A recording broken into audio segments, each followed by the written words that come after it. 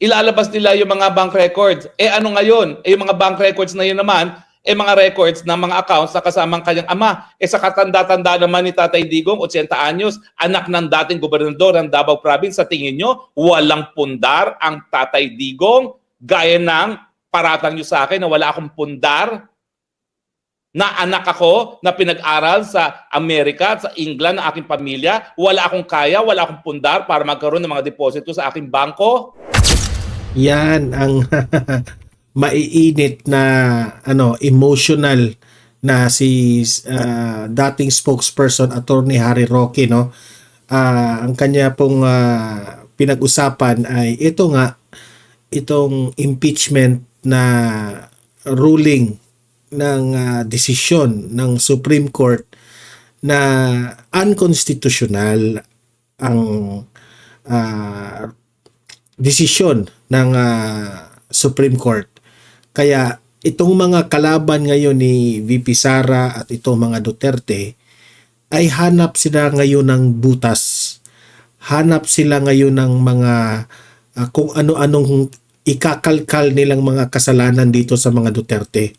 Kaya itong si Attorney Harry Roque ay hindi maiwasan na maging emotional. Kasi itong mga kalaban ngayon ng mga Duterte ay may planong ilalabas raw nila ang mga bank records ng mga Duterte.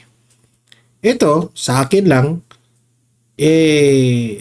posible ba yan? Legal ba yan? O illegal ba yan? Yan ang malaking tanong.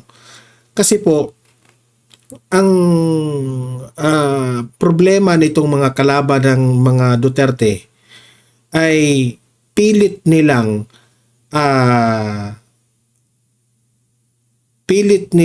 siraan, no, by this propaganda na sila ay corrupt. Pati ito mga bank records ilalabas nila para magmukhang may pondo na malaking pera itong mga Duterte kahit dahil doon nilagay yung mga corrupt na mga kinurap nila na pera. Yun ang nila. Yun siguro ang plano nila. Kaya itong si Attorney Harry Roque, sabi niya, pati siya kinalkal, no? Gustong makita ang kanyang bank records ng mga kalaban ng mga Duterte. Sabi ni Attorney Harry Roque, may kaya naman siya eh. May kaya naman siya. Para bang kino-question sila itong mga kaalyado rin ni Duterte na mga korap. Kino-question yung mga pera nila sa bangko. Ang akin lang, kayo lang ba ang may pera, di ba? Kayong mga nag-aakusa, kayong mga kalaban ng mga Duterte na namimintang, kayong mga, alam nyo na kung sino kayo, di ba? Kayong mga namimintang, akala nyo ba walang mga pera rin ang mga Duterte? May pondo yan. Siyempre, how many years silang nagtatrabaho? Meron din silang mga negosyo. Pero hindi naman ganun kayaman. Ang sa atin lang dito, bakit?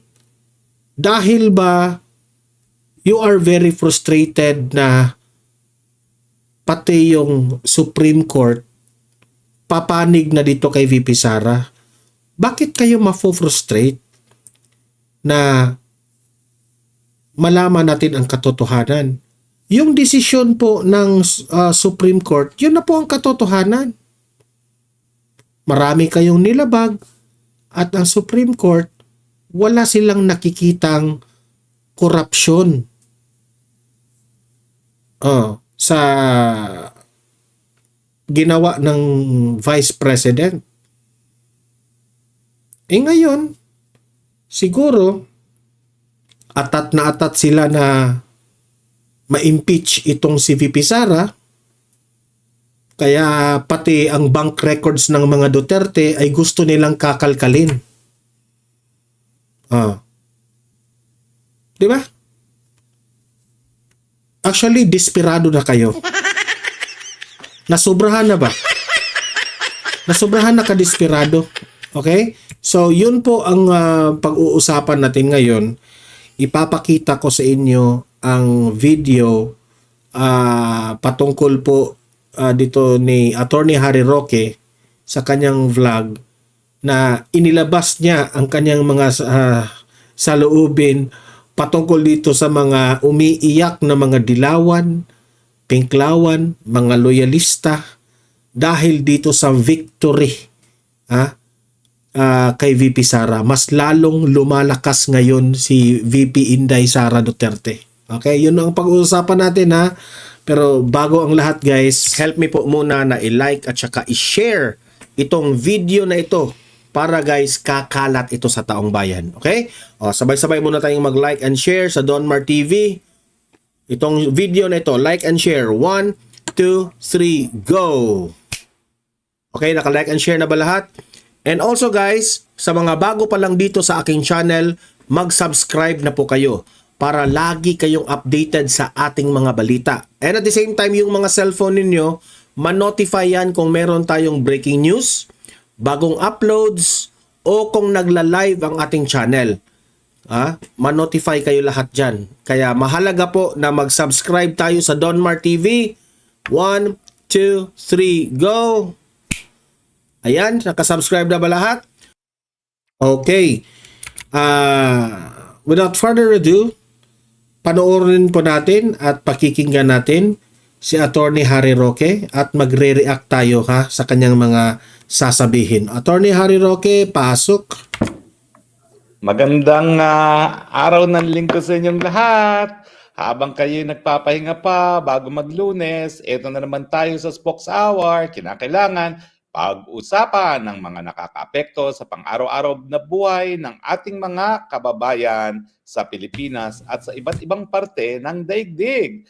Welcome, welcome, welcome to the Spokes Hour, mga kaibigan. At ngayon, pag-usapan natin ang mga maaasim na mga salita na nanggagaling sa mga loyalista ni Bangag, mga dilawan at CPP-MPA terorista na nagsanib puwersa na nagnais na patalsikin si VP Sara sa kanyang posisyon bilang Vice President sa pamamagitan ng isang impeachment. Sa mga natutulog sa kangkungan na hindi nalalaman ng balita, binasura po. Unanimous ang Korte Suprema, binasura ang impeachment complaint dahil po sa dalawang puntos.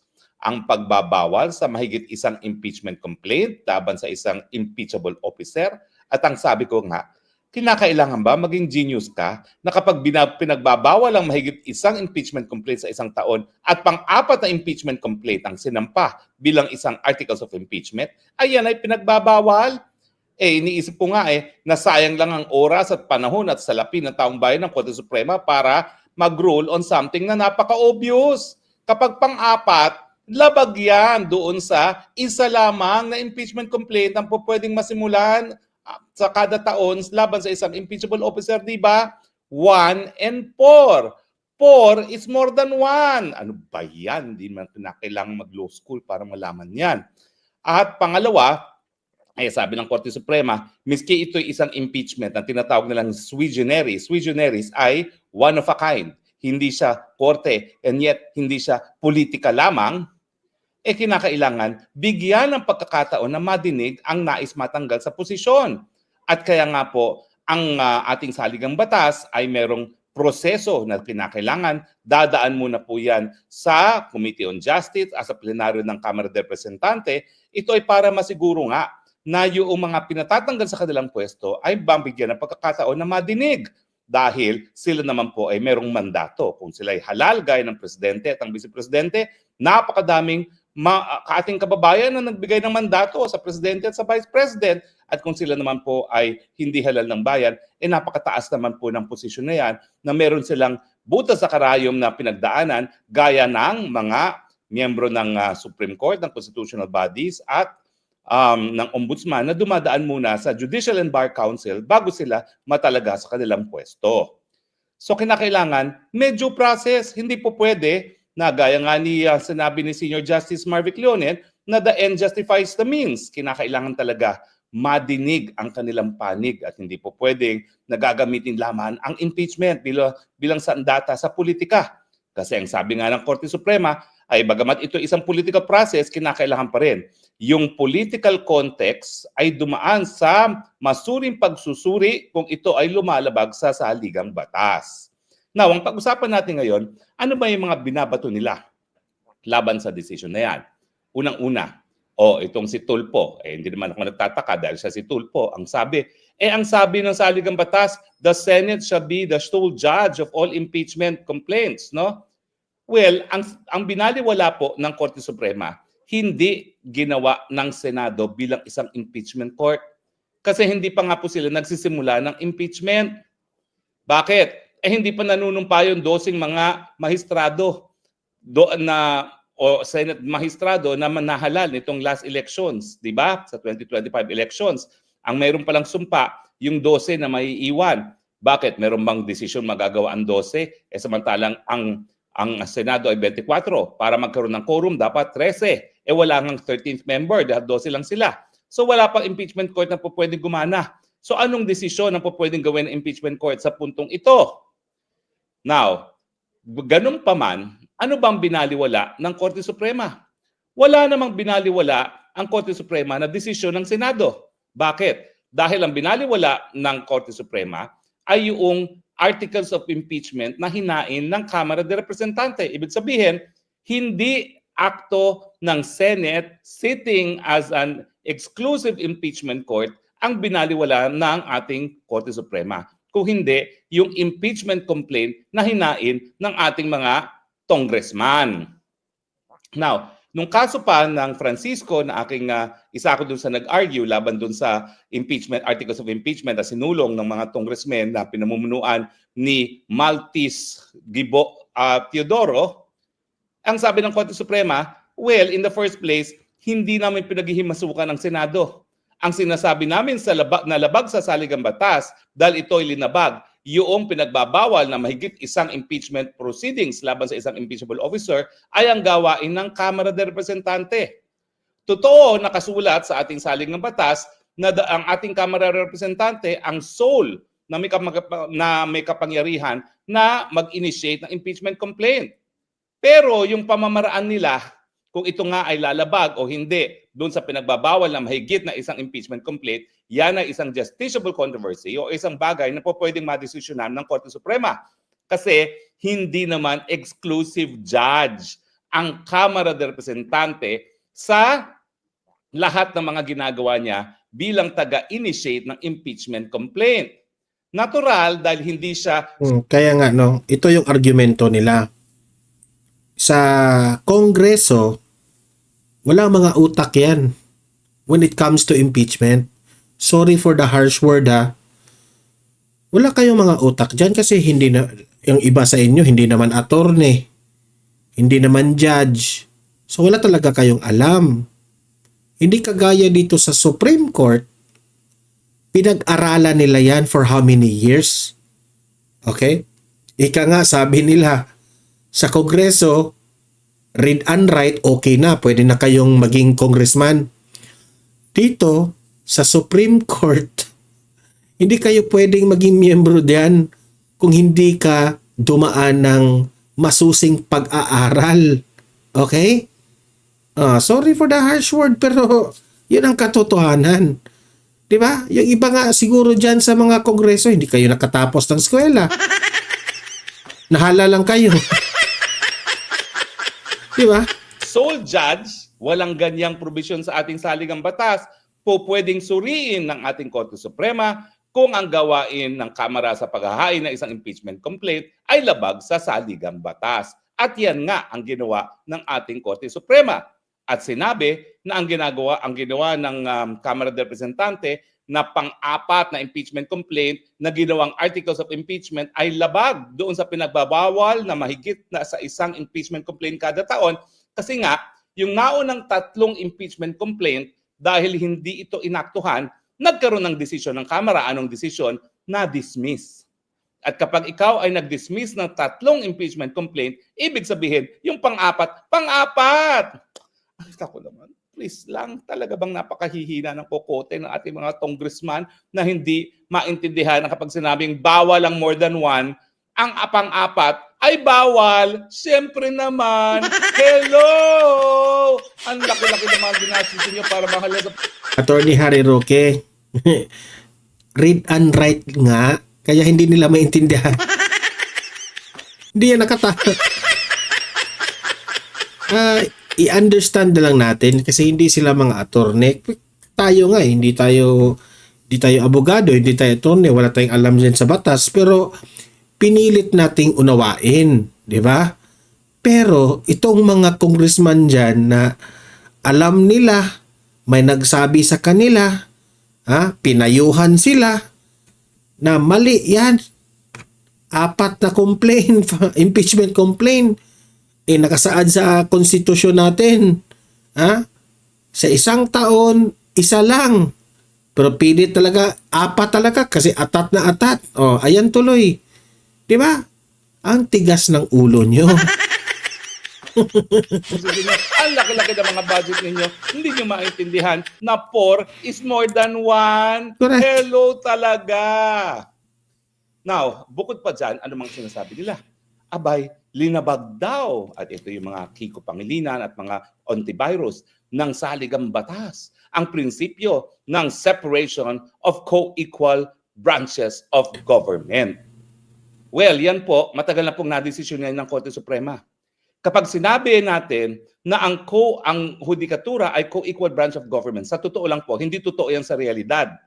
Bakit? Correct. Pinakakonti ng budget ang Korte Suprema.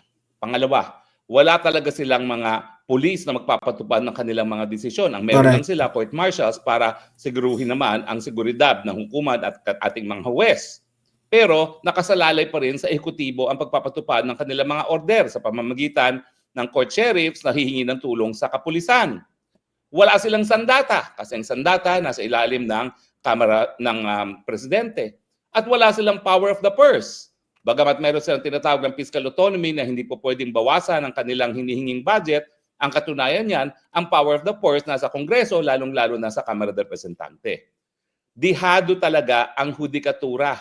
So kaya lang siya naging co-equal branch of government kasi ang kanyang katungkulan ay itaguyod ang supremacy. Itaguyod na ang ating saligang batas ay pinakamataas na batas sa ating bansa. Kaya po siya naging co-equal branch of government kasi ang trabaho niya masiguro na umiral ang supreme law of the land at yan nga po ang ating saligang batas. At itong pagkakataon nito, yan nga ang ginawa ng Korte Suprema. Wala silang militar, wala silang control sa budget gaya ni Tambaluslos, wala silang army, and yet ang ginawa nila, yung kanilang katungkulan na ipatupad ang supremacy ng saligang batas, ayan. Yan ang kanilang dahilan kung bakit sila co-equal branches of government. At nagagalak naman po ako na si Attorney Fordy Topacio ay gagawa ng hakbang sa ngalan po ng PDP Laban at Sambayan ng Pilipino na disiplinahin yung mga naglalapastangan sa mga naging desisyon ng Korte Suprema, pangunahin na si antivirus. So antivirus kasi, gaya ng ginawa niya sa akin sa Senado, palibasa, siya ay Senado, akala niya pwede siya maghari-harian. Di ba ang ginawa niya doon sa aking hearing? Gusto niya siya lang magsasalita. Binabasa niya yung script niya, hindi siya po pwede ma-interrupt. At kapag ikay magsasalita, magagalit siya na sinang-ayunan naman nung akala ko kaibigan ko ng Gatchalian. Ay nako, hindi na tayo magkaibigan talaga mula nang ginawa mo yun. I want to tell you that, Gatchalian. Ano nangyari sa kanya? Kung ano ng mga pinagsasabi niya sa Korte Suprema. Ano nga ba yung sinabi niya? Ito, basahin natin ha. Basahin natin, baka sabihin niyo naman nagsisinungaling ako na talaga linapastangan niya ang desisyon ng Korte Suprema. Ito. Basahin natin. Ay, naku, dapat pala hinanda ko na bago tayo nag-broadcast. Bakit ba hindi ko mahanap dito yung Google? Anyway, hanapin po natin yan. Pero ngayon, ang sabi ni Fordy Topacio, yung mga naglalapastangan sa desisyon. ng Korte Suprema dito sa impeachment complaint, sasampahan nila ng impeachment complaint. Tama lang naman po. Oo. Bakit? Dahil kapag yan ay linapastangan mo, sinisira mo yung tiwala ng taong bayan sa hudikatura na ipatupad ang supremacy ng ating saligang batas. At kapag patuloy mong lalapastanganin ang sinabi ng Korte Suprema, mawawala ng tiwala ang taong bayan sa ating hudikatura. Sino pang susunod sa mga desisyon ng hudikatura na wala namang armed forces para itupad ang kanilang desisyon?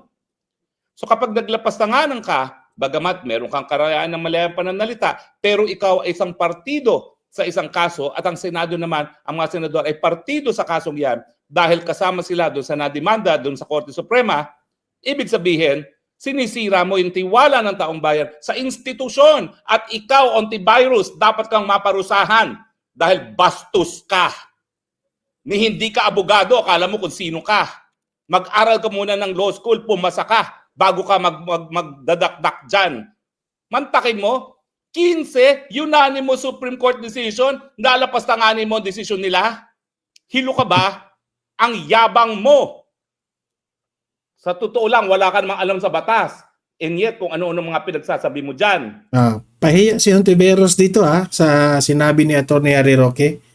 Ang problema kasi dito kay Hontiveros, umaasa lang sa kanyang nakapalibot na mga attorney. Yun lang naman eh. Obvious naman si Hontiveros na wala talagang alam sa batas. Di ba? Tayo nga eh. Ako bilang vlogger, wala rin akong alam dyan sa mga batas-batas na yan. Pero handa tayo makinig dito sa mga eksperto na ito kung ano yung tama. Sila, alam na nga nila kung ano yung tama, pilit talaga nilang imali. Ganyan sila. Diba? Ay, nako. Relax lang, spokes. Sabi niya, disturbing questions daw. Anong disturbing questions? Bakit? Naintindihan mo ba yung mga tanong na yan? Hindi ka nga abogado eh. Kaya ka nga nagbabasa lang ng script dun sa chief of staff mo na abogado. Correct. Diba? Tapos ngayon, dismayed ka dyan. Ha? Many disturbing questions about short-term and long-term consequences of this ruling. Okay? May disturbing ka pang nalalaman, Hontiveros Diba? Ano ba yan? Actually, mas matindi yung maanghang talaga yung sinabi niya. Maanghang din yung sinabi ni De Lima. Tapos binawi. Kasi alam niya, hoy De Lima pwede pang mabuksan uli ang kaso mo dahil estudyante mo ba yung judge mo na nagpa-absulto sa'yo? Hindi mo sinagot yan. Ang pinasagot mo lang, spokesperson mo dahil ayaw mo magsinungaling. Ang sabi pa niya, I don't remember. Nako, tell that to, ewan ko ba, wag na Marines kasi matatalino na ngayon ang mga Marines sana. Although dahil wala silang ginagawa as protector of the people, nagdududa na tuloy ako. Pero, ang kapal mo din, De Lima Kukwestiyonin mo ang desisyon ng Korte Suprema, samantalang ikaw mismo hindi mo pa inaamin na estudyante mo yung judge na nagpalaya sa'yo. Pag binuksan niya ng Korte Suprema at sinabi ng Korte Suprema na nagkaroon ng violation of due process rights ang Estado dahil may karapatan ng Estado na malaman na estudyante mo yung West mo, lagot ka, balik ka sa kulungan. Sige, lapastanganan pa more the decisions of the Supreme Court. Diba? Lapastanganan pa more. Diga? Aba, ang yabang-yabang nitong si Risa Hontiveros, Hindi ko maintindihan.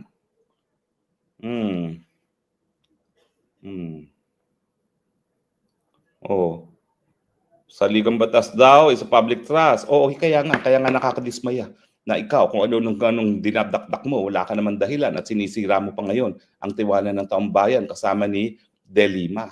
At ganun din naman itong si Pangilinan, Itong sa Pangilinan, mag-ingat. Dahil meron ng desisyon ng Korte Suprema na hindi ibig sabihin na palibasa ikaw ay senador, nababaliwala yung katungkulan bilang isang abogado, which applies also to De Lima, na kinakailangan wala silang gagawin na kahit ano para masira ang tiwala ng taong bayan sa hudikatura. Ako, marami akong reklamo laban sa Korte Suprema. Hanggang ngayon, yung mga kaso ko hindi nadedesisyonan, pero ako ba'y nagreklamo? Hindi. Dahil alam ko, obligasyon ko bilang isang abogado na itaguyod yung integridad ng hukuman mismo at wag akong manira. Naka-exile nga ako, nahiwalay ako sa pamilya ko, wala kayo narinig sa akin na kahit ano laban sa hudikatura. Dahil alam ko naman, bagamat subject din sila to political pressure, naintindihan ko rin ang buhay nila. Palaki kasi ako ng West. At ang importante talaga, magpatuloy na magtiwala ang ating publiko sa integridad ng ating hudikatura dahil kung hindi, magpapatayan na lang yan sa kalye. Rule of the jungle kung wala pong rule of law. Kaya yung mga maasim dyan, pwede ba, mag-antay muna kayo ng 2028 at pasensya na kayo kung by 2028, ang pinakamalakas pa rin kandidato para presidente ay si BP Sara. Paano ba namang hindi mananalo si BP Sara? Kinidnap nyo yung pinakamahal na presidente sa kasaysayan ng Pilipinas. Hindi po nagsisinungaling yung mga approval at trust rating na pinakamataas ang Tatay Digong nang siya'y umalis ng opisina. Pinakamahal siya. Tapos, ikikidnap nyo, ipatatapon nyo sa Hague, magsasabuatan kayong mga loyalista, mga dilawan at CPP-MPA terorista at sa tingin nyo, matatalo nyo yung anak nung pinatapon nyo sa The Hague. Ayaw kong isipin ang what is inevitable in life. Diba? Sabi nila, taxes and death. Pero pag may nangyari pa, Tatay Digong sa The Hague, kalimutan nyo na nang mapapalitan nyo si Inday Sara bilang presidente pagdating ng 2028. Hindi kayo patatawarin ng taong bayan. Ang issue lang, magtatagal ba kayo hanggang 2028 kung may mangyari kay Tatay Digong habang nakakulong dito sa The Hague? Sa tingin ko, hindi. Eto 2028. Mananalo yan si BP Sara, maging presidente yan. Trust me when I say this. Yang mga galamay ni Martin Romualdez sa Kongreso ngayon, ubos yan. Ubos yan.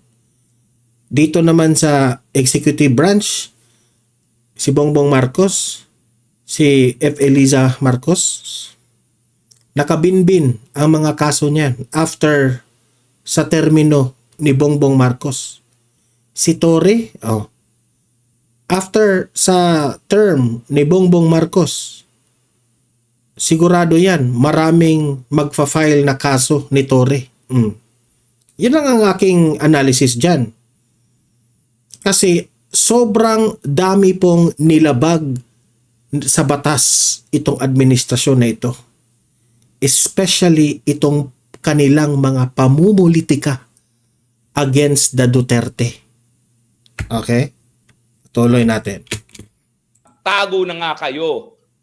Dahil nung minsan na ang sambayan ng Pilipino, hindi man lang kayo pinakulong, mga Marcoses, sa susunod sigurado na yan.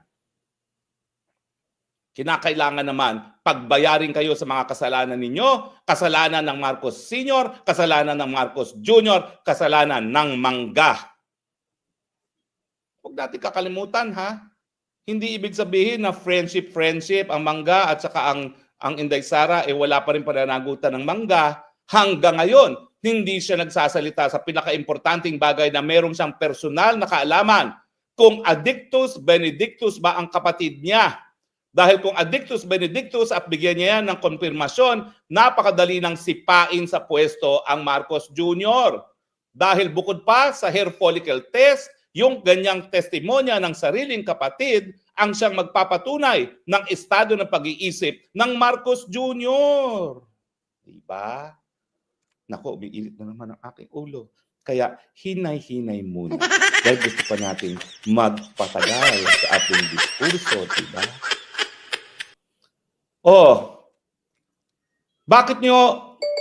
Bakit napakaasim ninyo? Sariling appointee naman ni Marcos Jr. bumoto pabor sa petisyon. Yung Correct. kaisa-isang inappointee ni Marcos Jr. Kung kaklasiko si Justice Raul Villanueva. Yung isang justice na alam natin napakalapit kay Lisa Araneta Marcos, bumoto rin pabor sa petisyon. Correct. Yung isang yung ponente, yung nagsulat, appointee ni Noynoy Aquino, Dilawan. Yan ang desisyon na ginawa niya. Wala kaming pakialam sa politika at inaamin namin na political ang proseso. Pero miski political yan, dapat ang mga hakbang na ginagawa ay sang-ayon sa saligang batas.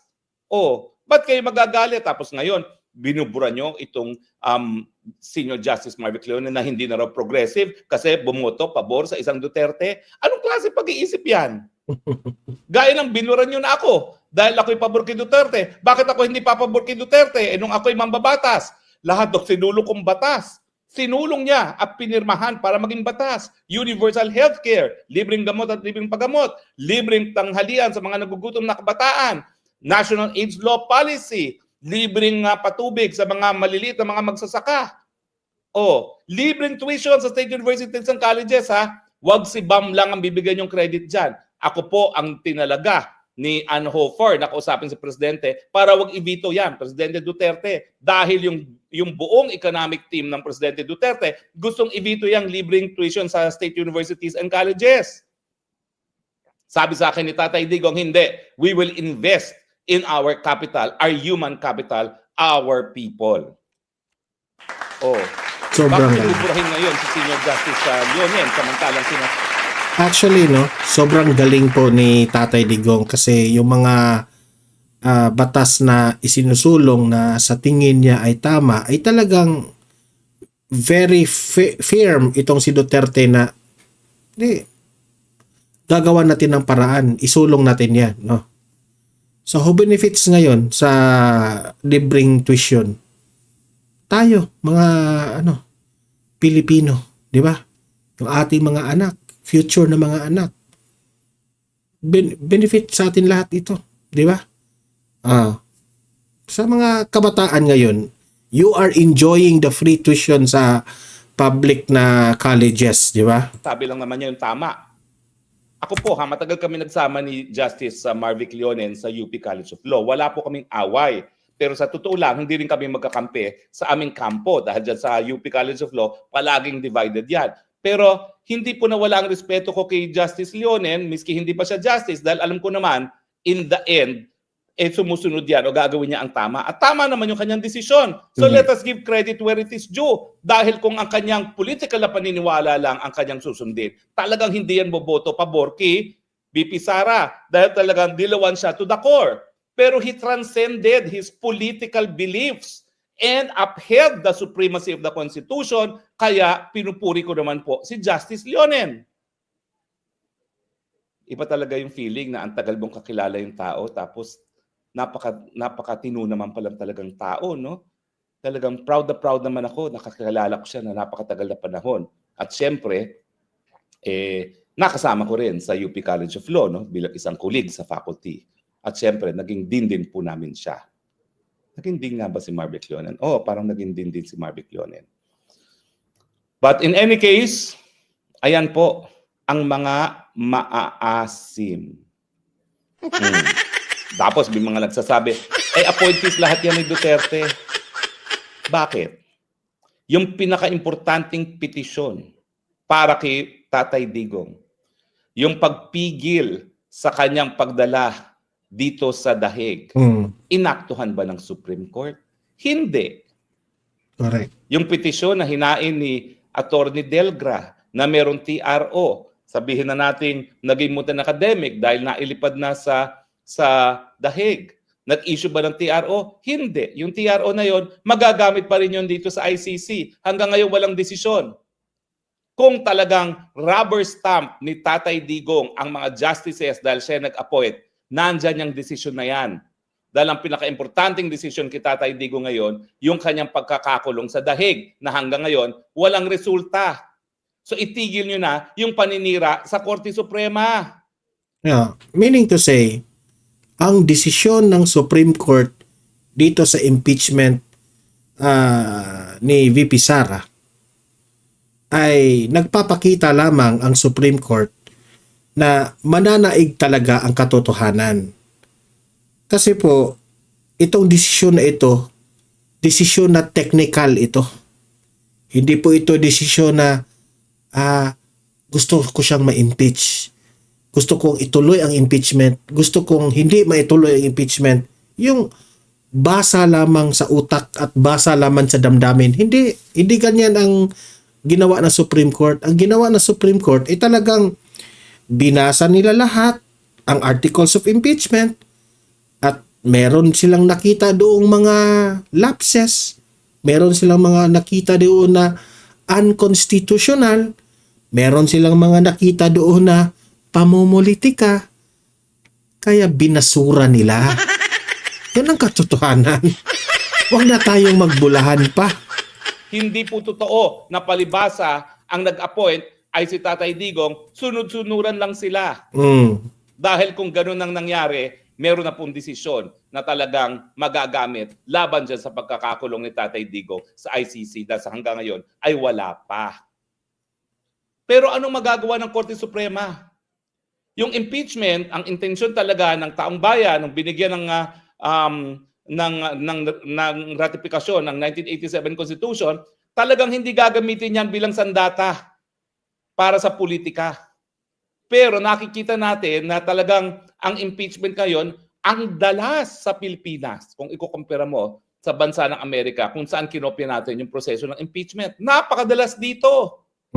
May laban kay Senate kay Chief Justice David. May laban kay GMA, may laban kay Ombudsman Gutierrez, may laban kay Ombudsman Desierto. Oh, 'di ba? Oh, ang daming beses kay Andy Bautista na tama naman talagang na-impeach namin dahil sa bribery. Ngayon, nagtatago sa Amerika. At talagang hinahabol ng Amerika dahil din sa money laundering in connection with bribery. Oh, 'di ba? Huwag niyong kakalimutan yan, ha? Yung in-impeach namin si Andy Bautista, dadalawa lang kami ni Gwen Garcia as against the whole Congress na hawak sa leeg nung Pariñas na majority floor leader.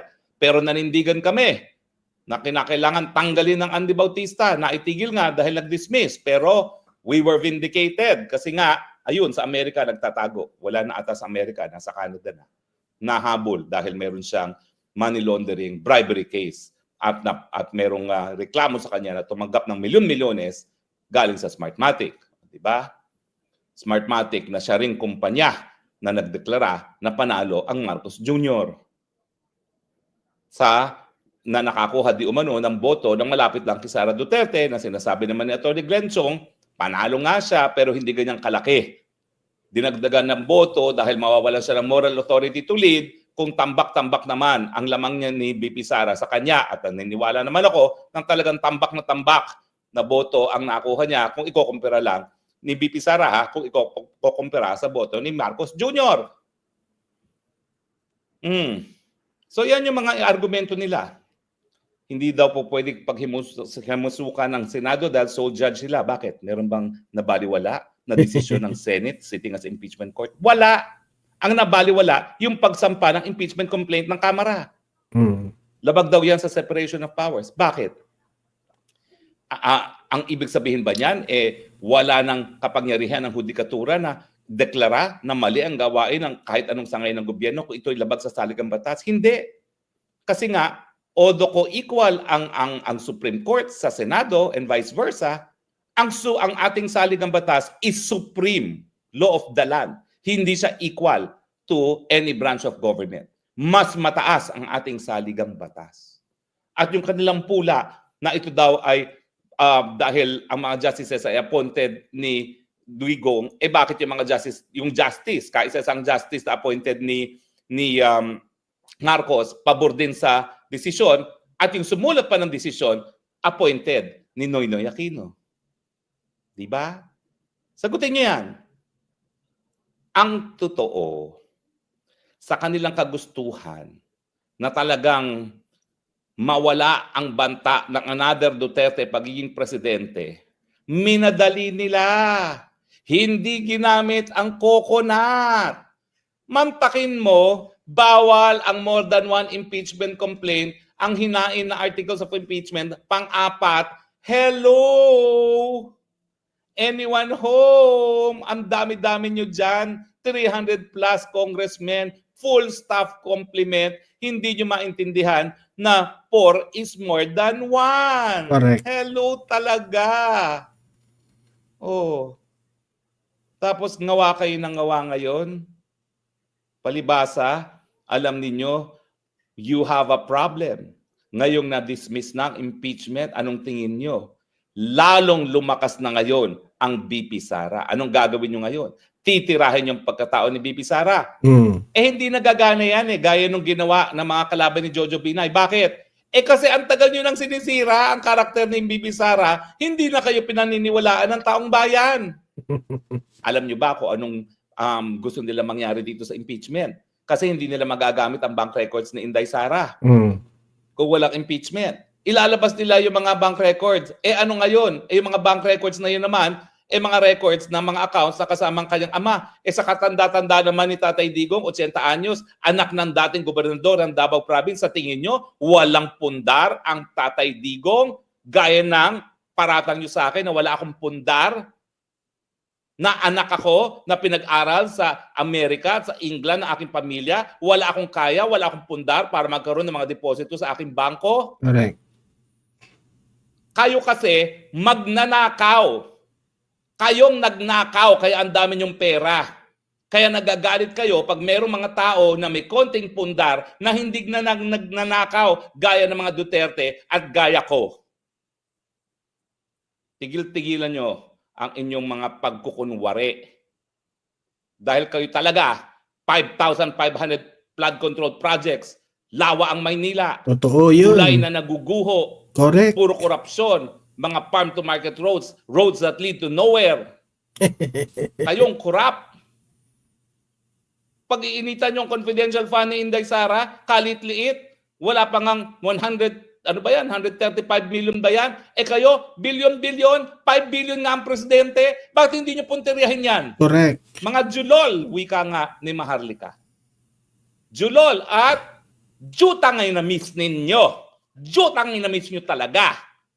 Buti na lang, may jutang ay na-miss dahil hindi tayo mako-community standard.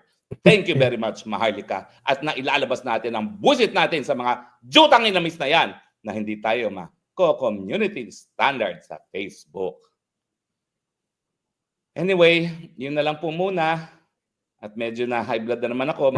So, yun po ang komento, latest comments ni spokesperson, dating spokesperson, Attorney Harry Roque, sa panahon po ni former President Rodrigo Roa Duterte. Okay? Alam mo, spokes, mabuhay ka na hanggang ngayon ay ipinaglalaban mo ang katotohanan at hindi mo talaga pinabayaan ang mga Duterte, si VP Sara, si Tatay Digong. Thank you spokes, no, sa walang sawang pagsuporta sa mga Duterte.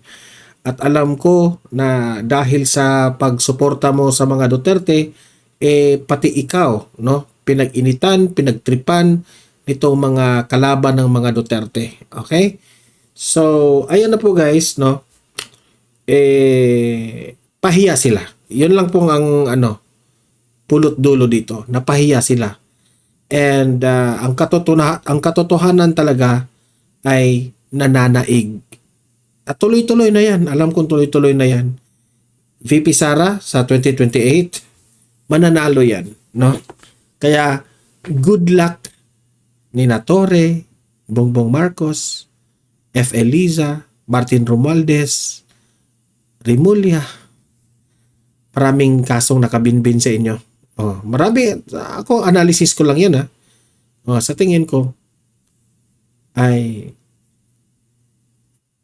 makarma rin kayo. Okay? So guys, libre kayong mag-comment, mag-react sa ating mga pinag-usapan ngayon. Usap-usap tayo sa comment section. Okay? Don't forget, i-like at saka i-share itong video na ito para marami po ang makanood. And sa mga ngayon lang nakapanood sa aking vlog, subscribe na po kayo kasi libre lang talaga ang subscription. Okay? Subscribe na. Okay, see you in my next video. Have a great day. Have a great night. God bless po sa ating lahat. mabuhay ang Pilipinas, and as what VP Sara said, God save the Philippines. Bye-bye.